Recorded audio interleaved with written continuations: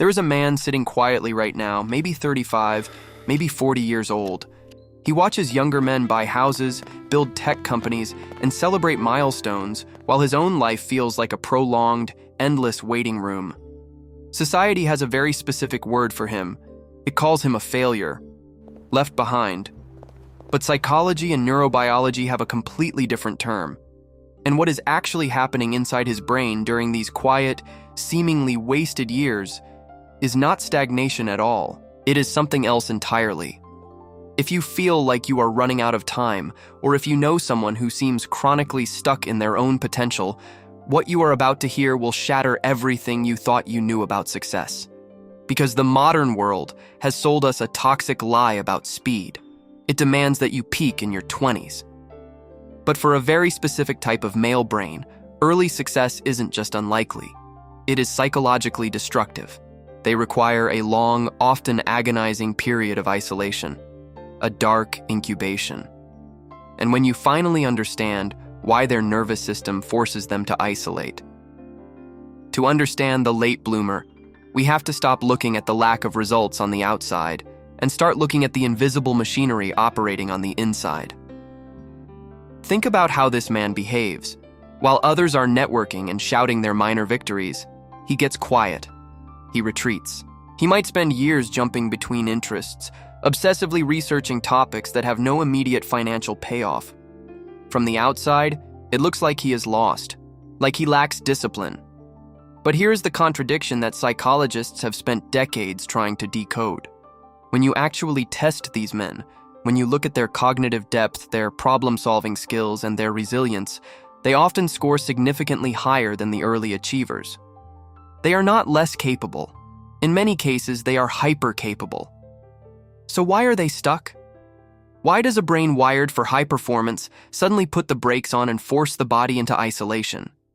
The answer lies in a psychological mechanism called the incubation period. And it traces back to a survival instinct so primal it completely overrides the modern desire for quick success. These men are not procrastinating. Their nervous system is actively protecting them from something much worse. Because when you force a late bloomer to adapt to a fast-paced, superficial world before his incubation is complete, something inside him fundamentally breaks. Psychologists sometimes refer to this as a prolonged latency stage, but neurobiologists look at it differently. When a man in his late 20s or 30s withdraws from the traditional race, society sees a body at rest. But inside his skull, the prefrontal cortex is running at maximum capacity. He isn't stagnating. He is running a massive, silent background program. The late bloomer's brain requires an extraordinary amount of data, observation, and internal mapping before it commits to a path. While the early achiever acts on impulse and immediate reward, this man is unconsciously building an entire philosophy of survival. He is incubating. But incubation requires something the modern world absolutely hates: time and silence. Think about the psychological friction this creates. Every family dinner, every scroll through social media, every well-meaning question from a relative asking what your plans are feels like a physical threat to his nervous system, because he doesn't have an answer that satisfies the matrix. He cannot explain that he is rebuilding his psychological foundation from scratch. So, the shame begins to accumulate, a slow drip of inadequacy that quietly tells him he is broken. To protect himself from this overwhelming friction, he does the only logical thing a survival-oriented brain can do. He builds a fortress. He isolates. He stops calling people back. He deletes the apps. He disappears into his garage, his room, his obscure analog hobbies. The world assumes he has simply given up. But watch what he actually does in that isolation. He doesn't just sleep. This is the contradiction that gives away the truth. In the shadows, he becomes obsessive. He might spend 6 months learning how to rebuild a carburetor, studying forgotten historical conflicts, or mastering a complex survival skill that has absolutely zero market value. Why? Why invest so much energy into something that doesn't pay the bills? Because his brain is desperate for what Albert Bandura called mastery experiences. He is proving to his own nervous system that he is capable of control. He is sharpening a blade in the dark, waiting for the right war. This isolation is a brilliant, necessary defense mechanism. It keeps the fragile architecture of his true potential safe from a world that wants to rush him. But here's the terrifying part that nobody warns him about. A fortress is designed to protect you while you heal. But if you stay inside it too long, it becomes your tomb. And the line between necessary incubation and chronic avoidance is so thin, most men don't even realize when they have crossed it. Until the one day they wake up and realize the world they were hiding from is no longer intimidating. Something shifts. It usually happens quietly, without any grand announcement, dramatic event, or sudden epiphany. It is a slow, quiet dawn after a 10-year night. The skills they were obsessively gathering in the dark, the seemingly useless analog hobbies, the silent, hyper-vigilant observations of human behavior, the countless hours spent dissecting how things actually work under the surface, all of it suddenly clicks into a unified, terrifyingly precise framework. Neuroscientists call this the integration phase, but to the man experiencing it, it just feels like waking up.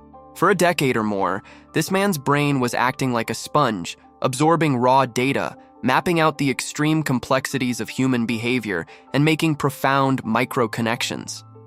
The fast-moving early achievers completely missed all of this because they were too busy running on the societal treadmill, terrified of falling behind the timeline they were told to follow. But now, the sponge is full. The isolated man looks at the scattered pieces of his life, the fragments he thought were evidence of his own failure, and realizes that every random obsession, every isolated deep dive, was actually a puzzle piece to a much larger, incredibly complex picture. The late bloomer was never failing to build a house. He was digging a foundation so deep, so excessively reinforced in the absolute dark, that nobody could see the progress from street level. They just saw a hole in the ground and assumed he had given up. And this is exactly where the psychological twist happens. The early achievers, the ones who peaked at 25, often build their entire identities on incredibly fragile ground. They learned how to play a game that was handed to them by society, using a map drawn by someone else, climbing a ladder they never bothered to inspect. They are successful, yes, but their success is dependent on the environment remaining perfectly stable. But the late bloomer did not play the game. He couldn't. His nervous system rejected it. Instead, he sat in the shadows, completely dismantled the game in his mind, and figured out exactly how the individual pieces work. He observed the fatal flaws in the system while everyone else was just blindly trying to win it. So when he finally steps out of his fortress, usually in his late 30s or early 40s, he does not enter the world as a novice trying to catch up. He enters as a veteran of a psychological war nobody else even knew was happening. The chronic isolation that almost destroyed his self-esteem becomes his greatest, most lethal asset. He possesses a level of emotional regulation, self-awareness, and strategic patience that simply cannot be faked, cannot be bought, and absolutely cannot be rushed. He has survived the ultimate psychological test, which is the ability to endure the suffocating, crushing feeling of being a complete failure for years without actually giving up on himself. Watch closely what happens when a man wired exactly like this finally finds his specific battlefield. The transformation is absolute, and the people around him are genuinely stunned. The family members who used to ask him with pity about his future plans are suddenly asking him for life advice. The peers who outpaced him in their 20s, the ones who seemed to have it all figured out, are now hitting their midlife crises. They are burning out, realizing they climbed the wrong mountain, and discovering they have no idea who they really are underneath their corporate titles, their mortgages, and their leased cars. But the late bloomer is just getting started. He experiences zero burnout because he never wasted a single drop of his energy on the superficial race. His ascent is terrifyingly fast because his internal architecture has been ready for years, just waiting for the exact right moment to deploy. When things go wrong in business, in relationships, or in life, he does not panic. He does not spiral into anxiety. Because he has already lived through a decade of internal chaos. He is unbreakable because he was already broken. And he rebuilt himself in the dark, piece by piece, completely on his own terms. But this quiet triumph comes with a permanent scar. The phantom pain of the lost years, If you ask a true late bloomer about his journey, you will not hear arrogance, entitlement, or loud boasting. You will hear a quiet, heavy gratitude mixed with a lingering, inescapable grief for the time spent in the waiting room. He remembers the endless nights he spent staring at the ceiling, utterly convinced he was fundamentally defective while the world moved on without him. He remembers the relationships he let slip away because he felt he was not worthy of them yet, or because his nervous system simply could not handle the friction of being perceived as a failure by someone he deeply loved. He remembers the weddings he did not attend and the invitations he ignored. He cannot get that time back. The incubation period demanded a brutal sacrifice, and it took his youth as payment. It is a heavy, undeniable toll, but it is the exact price of his current mastery. He knows the true value of his own strength because he paid for it with years of silence, shame, and solitary confinement. He walks into every room with the quiet confidence of a man who has already met his own demons and survived them. The modern tragedy is that we lose so many architects, philosophers, and deep thinkers because we convince them they are broken just because their clocks run slower than the industrial average. We demand spring blossoms from trees that were biologically meant to bear heavy fruit in the dead of winter. If you are still in your fortress right now, feeling the crushing weight of time passing, feeling the intense shame of falling behind, understand this. Your nervous system is preparing you for a weight that would absolutely crush the people you are currently comparing yourself to. Do not rush the incubation. Let the concrete cure. But when the time comes, do not be afraid to open the door. The world desperately needs the exact thing you have been building in the dark. If this video finally put words to the heavy silence you have been carrying for years, hit the subscribe button right now. And if you are ready to uncover the exact next layer of how your mind actually works, click the video on your screen. I will see you there.